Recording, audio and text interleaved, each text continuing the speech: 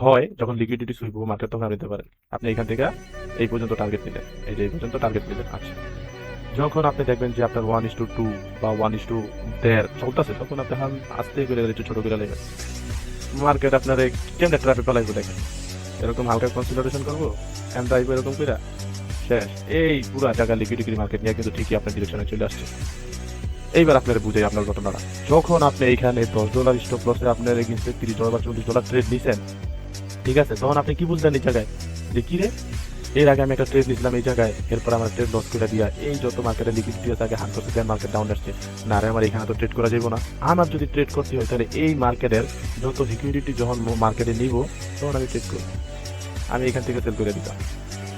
যখন আপনি এখান থেকে সেল করবেন, যখন আপনি পরবর্তীতে এইটা বোঝার পরে যখন এইখান থেকে একটা সেল করবেন এই সুইং পর্যন্ত, কি রিস্টোর রেডিও বেশি কাজ করতেছে, রিস্টোর লসের সংখ্যা মানে যে ভয়টা ওটা কমছে না, তখন আপনার নিজের কাছে কতটুকু ভালো লাগবে এবার আপনি বুঝেন। আপনি $10 এগেইনস্টে আপনি মনে করেন